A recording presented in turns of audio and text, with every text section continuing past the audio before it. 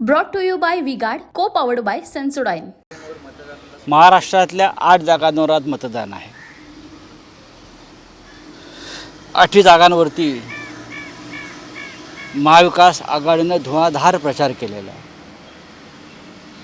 त्यातल्या 3 जागावर उद्धव ठाकरे यांच्या नेतृत्वाखालची शिवसेना, मूळ शिवसेना बाळासाहेब ठाकरेंची, आणि आमच्यासमोर चोरलेली शिवसेना असा सामना आहे. या सर्व जागा आम्ही जिंकणार आहोत.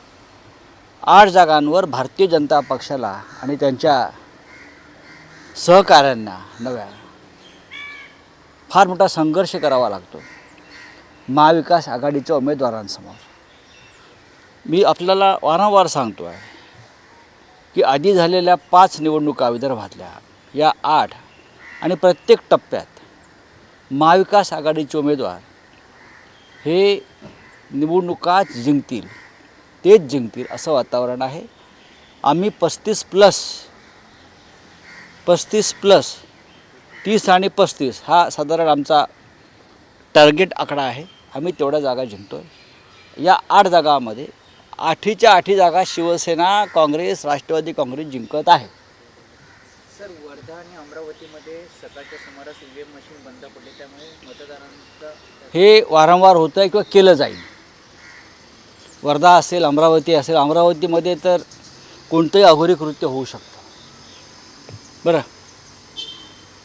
वर्ध्यामध्ये भारतीय जनता पक्षाच्या पायाखालची वाळू सरकली. उद्धव ठाकरे तिकडे जाऊन आले, अमरावतीत जाऊन आले. ईव्हीएम मशीन बंद पडणं आणि मतदारांना खोळंब्याला लावणं आणि मग मतदाराकडे पाठ फिरवणं हा एक षडयंत्राचा भाग असतो. आणि मग साधारण संध्याकाळनंतर त्या ईव्हीएम मशीन चालू होतात आणि अचानक मग ज्यांना हव्यात त्यांच्या झोंडे येऊन उभ्या राहतात.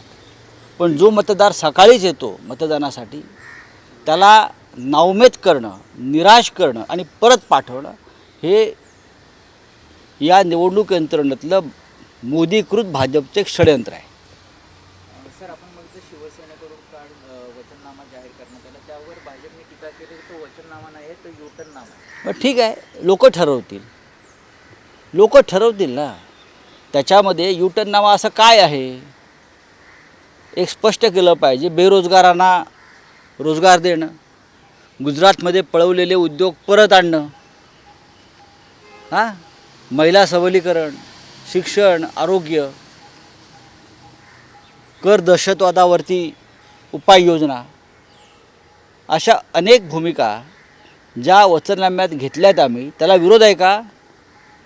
किंबहुना नरेंद्र मोदींनी गेल्या 10 वर्षात वारंवार जे युटर्न घेतलेले आहेत, नरेंद्र मोदींनी, त्यांचा वचननामा म्हणजे फेकनामा आहे, म्हणजे त्यांचा जाहीरनामा. आम्ही प्रथमच आमचा वचननामा काँग्रेस, राष्ट्रवादी काँग्रेस आणि शिवसेना 3 पक्ष एकत्र आल्यावरती आमची भूमिका आम्ही जाहीर केली. पण यांना पोटदुखी आहे, यांना सहन होत नाही काही चांगलं, विशेषतः महाराष्ट्राच्या दृष्टीनं.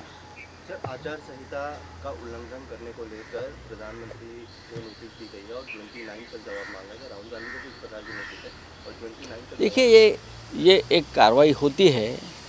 राहुल गांधी को नोटिस दी है, प्रधानमंत्री को दी है. नोटिस से क्या होता है? कर्नाटक में जब सीधे बजरंगबली की घोषणा देकर वोट मांग रहे थे, तब ये हमारा चुनाव आयोग क्या कर रहा था? राम लल्ला का दर्शन हम मुफ्त देंगे, आप वोट दीजिए. ये जब मध्य प्रदेश, राजस्थान में अमित शाह जी मतदाताओं को लुभा रहे थे, तब ये चुनाव आयोग क्या कर रहा था? नौटंकी बंद कर दीजिए. सर, वीवीपैट को लेकर आज फैसला आने वाला है. लगातार हम इंतजार कर रहे हैं आज के फैसले का.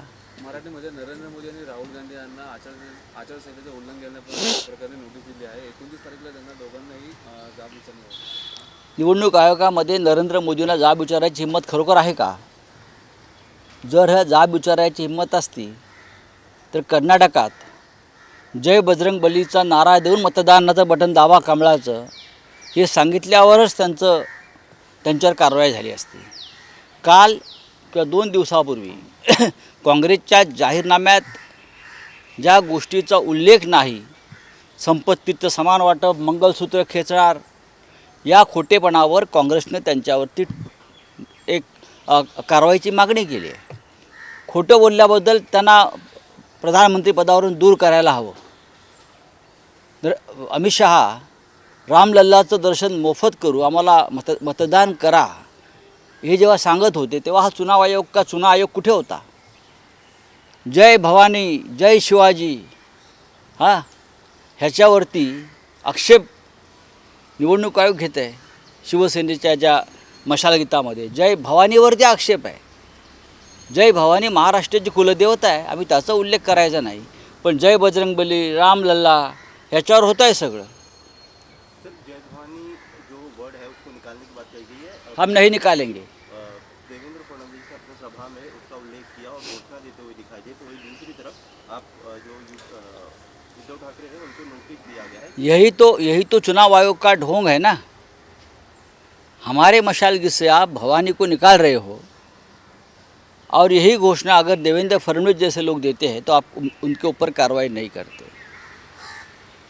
अमित शाह, नरेंद्र मोदी इतने बार महाराष्ट्र में आए, कितने बार तुलजा भवानी के मंदिर में गए, मुझे बताइए.